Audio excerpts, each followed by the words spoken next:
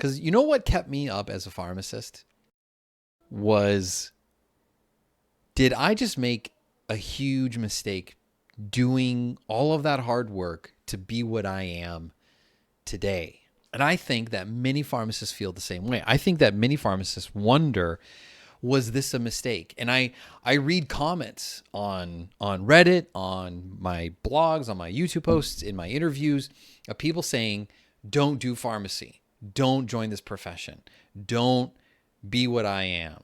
And I want to talk about the very real, frustrating regret I think many people have. And I want to be real. There was a point for me where everything was falling apart.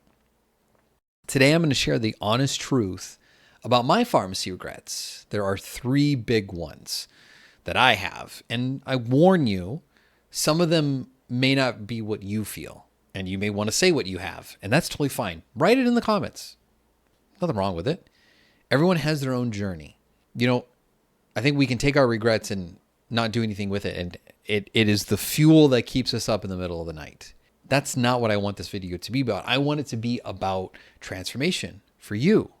I want to help you really analyze if you want to do pharmacy, if you want to do something different with your life and your career, because it doesn't have to stay this way. You know, it's funny because my answer to this regret question depends on when you would have asked me it. And I think it's important to talk about the context, because a lot of us go through different phases of our life and our career, and it influences how we think about our past. Actually, Eugene Choi, who's one of our career advisors at the Happy PharmD, was just talking to me about neuroscience and about how as we recall things from our past, we remember it poorly more and more over time. And so I'm going to be doing that now with you. I'm going to be poorly recalling my past. There was a time when I would have said, yes, I absolutely regret becoming a pharmacist because I was burnt out. I was dealing with workplace bullying, and I had had enough. I was in such a dark place professionally that I was like, what the crap? I worked so hard to do what I did. I went through pre-pharm. I went through pharmacy. I went through a residency to be practicing at the top of my license. And I feel so stupid. If you really knew me, Alex Barker, you would know that my greatest fear is feeling stupid. I hate it so much, having egg on my face. There is nothing worse in this world to me than that feeling, because as an inner child, I dreaded that more than anything. I hated public humiliation. I hated being made fun of for being small and weaker than the other kids. I hated that. And I felt it as an adult. I felt so stupid. My regret led me to feeling stupid because I felt tricked by society, by my college, by my employer. I wanted to, honestly, I didn't at the time feel this, but I wasn't aware of it. But I blamed everyone else for my situation. I was mad. And it felt better to blame others than to take ownership of the situation I was in. I was in a dark place professionally. I remember days when I would walk into work and every interaction felt like a battle. And I seriously questioned, is this my life? This is what I'm going to be doing for the rest of my life. I'll be earning a wonderful 6-figure salary to be unhappy for 30 years, 35, 40. Fast forward 10 years and I'm in a completely different place because I took ownership of my situation and I changed it. And I want to tell you now the real things that I regret. First, I wasn't really into pharmacy until it was too late. I remember sitting in pharmacy school mindlessly memorizing drug names, half listening to lectures, just doing enough to pass, and then totally brain purging everything that I had just learned because I had to shove in more useless information for a test. I was the guy in the back of the class who, I wasn't really there. I just wanted the piece of paper that said PharmD. If I could go through the streams of time like the Marvel's Avengers in part 2. Actually, that's a spoiler. Sorry. But if I could go back, I would grab me by the shoulders and I would say, what are you doing? Wake up. This isn't about just getting through. If you don't live in this moment and you really do everything that you can to enjoy this journey and be actively learning, you will regret chasing this degree to get a 6-figure income to be unhappy. I was so focused on the end goal that I missed all of the incredible opportunities right in front of me. The mentors I could have made, the people that I could have been introduced to, the interesting topics and things that I could have learned about. I missed out on so many networking gold mines of opportunities. Those professors I barely spoke to, they're doing groundbreaking things. They're making connections with new people all over the place. They're having fun learning and growing and changing. And I didn't want that. I didn't realize pharmacy was this incredible intersection of science, healthcare, and human connection. I was just so caught up in getting by that I missed the bigger picture. Pharmacy is more than just like giving people drugs. It's literally saving and changing lives. It's about being more than that. Now, when I talk to pharmacy students, new grads, I see the same look in their eyes. I just want to get through this. Like, you can tell me all you want, Alex, but like, I only have so much space. I've got to survive. And I get it. I really do. But if you're watching this and you're in that spot right now, please don't make my mistake. Dive in, get messy, get curious, be willing to look stupid and ask questions. Connect with your professors, join the organizations that draw you in, okay? Because this profession is so much bigger than what you see on the surface. My second regret, and this is one still hits me in the gut when I think about it, I didn't stand up for myself when I was being bullied. I remember when I was working in healthcare, and every day I would go home to the same panic, anxiety, frustration, and anger. I was assigned a mentor who did not like me and was very judgmental about me and my experience and the kind of questions I was asking. And she didn't like me to the point where she stalked me on social media and reported to my boss what I was doing on social media. Every day felt like I was walking on eggshells, only those eggshells were filled with barbed wire. I remember walking into my building and having the anxiety of having to read messages from my manager, my mentor. And sadly, this experience is not just for me. I see this in many places in pharmacy. We often sacrifice ourselves for others, for the better of the team, for our patients, and we accept conditions because we feel like we have to. We are incredible patient advocates, but terrible self-advocates.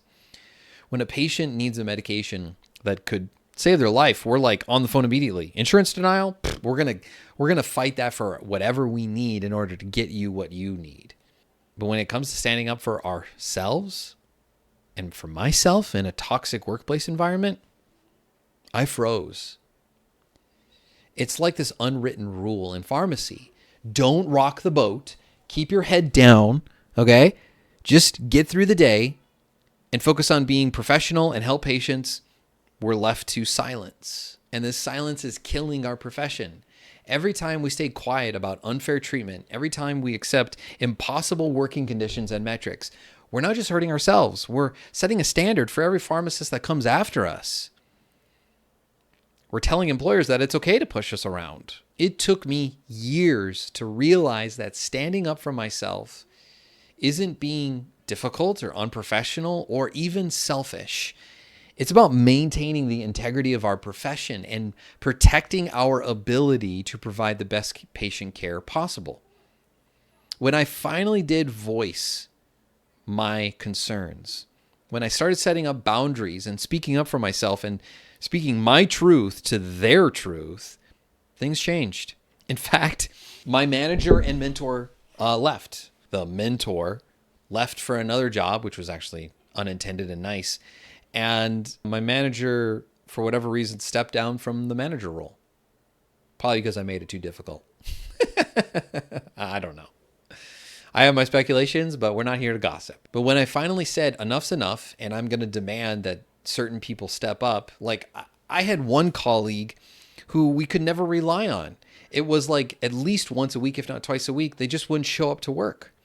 And now all of a sudden, instead of 25 patients I'm taking care of, now I've got 45, 50. But by standing up and saying enough's enough, I got my confidence back.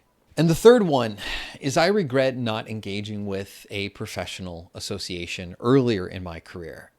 And I know what you're thinking. Really? Come on. Really? That's your regret? Yeah, it is.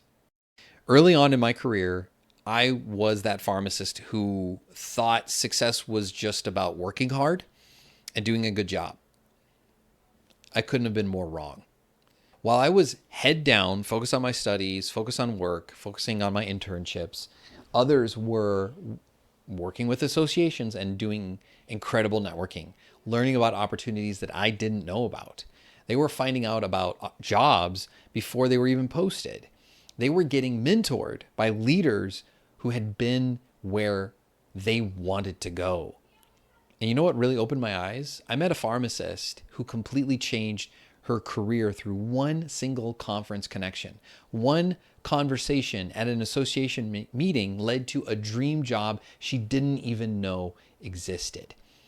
And I started to see this pattern everywhere. The pharmacists who were really thriving were those that were finding amazing opportunities through associations.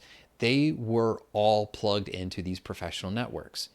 And I realized that our entire profession is built upon relationships.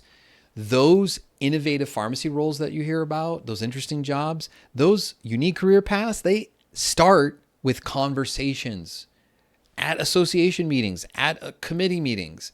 It's through a connection that you make in these groups. And it's not just about adding another line to your resume. It's about being in the rooms where the opportunities are. I missed years of potential connections, mentorship, and yes, even opportunities because I didn't engage. Now I see associations for what they really are. They're a window into where you could take your pharmacy career. What I discovered about my pharmacy career and my regrets didn't just change my path. It transformed the journey now of thousands of pharmacists. We've served now over 3,000 pharmacists. And they have all told me their regrets, the things that they wish they could have done differently. They become my fuel to share more, to do more of these videos, to create more content, to help more pharmacists, because I've been there, I've lived it. And I'm tired of people feeling like they can't pursue what makes them happy. Boy, does that make me mad. Because of false beliefs, because of thinking that you have to help other people first, sacrificing yourself, your well-being, or even your license. Look, if you're nodding along to any of this, if you're feeling stuck and questioning if your career was the right choice, or if you're just burned out and you're like, I need something different, I want you to know something. What you're feeling is real, and you're not alone. That's exactly why I wrote my book, Indispensable.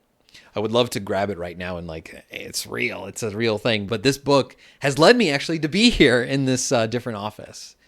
This book helped me express what I felt and also what I've learned after coaching hundreds of pharmacists to get into those new roles. In this book, I get really honest about everything I talk about, the burnout, the doubts, and more importantly, I share the strategies and insights that help me and countless others get past their past and move into a powerful future where they're loving their jobs and doing things that they actually enjoy in pharmacy. So whether you're just starting your journey or you're years into it, this book would be wonderful for you. It'll show you how to create a pharmacy career that actually like energizes you instead of drains you. And I know life is busy, so trust me, I have an audio version of this book too. So I'm going to put a link below and you can download the digital copy as a PDF, or you can listen to me talk to you while on your commute. I promise you, you'll have a good time. So, or if you're doing chores, I mean, it's what I do. You know, if I do the laundry or dishes, I've got an audiobook in my ear. Just click the link in the description and you'll get access to it after you fill out your email, and we'll send it to you as a private link. At the end of the day, do I regret becoming a pharmacist now? No. It was my choice. And I had to go through some incredibly painful and traumatic things to get where I am today. And if I helped you avoid some of my pitfalls, I hope that it would help make your journey better. But trust me, you're going to have your own journey and your pitfalls, the bad times and the regrets.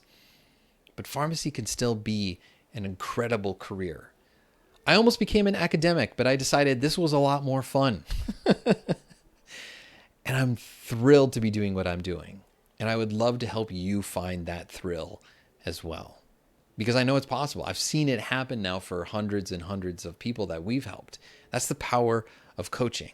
It's not just getting advice, but it's about having someone who's been there like you, who can see your blind spots and help you navigate your journey strategically to avoid those pitfalls and do more what aligns with you and who you are. When I work with pharmacists, I see these transformations happen all the time, and it's powerful. It's a reminder for me that the solution to getting what you want in life often is not about how, but who. Someone else to help you with your problem. People go from feeling stuck and burnt out to actually like thriving in their careers again and again. It's not magic. It's about just getting the right guidance, strategies, and accountability and support to finding your right career path in pharmacy. Whether that's through my book, which is not really coaching, it's pretty much a one-way conversation, or ideally through coaching, or through some of these videos, my hope is that you're here to avoid those mistakes and to make the most out of the opportunities that are right there in front of you. If you're hungry for more real talk about pharmacy, not sugarcoating stuff, like hit that subscribe button, hit the notification bell. Why not? It's free. And I love free. We tackled the real issues here in pharmacy, and I would love for you to come back. And hey, heck, suggest a topic for me to talk about. I would love to hear what your ideas are. Thanks for watching this video, and until I see you in the next one, stay curious and take care.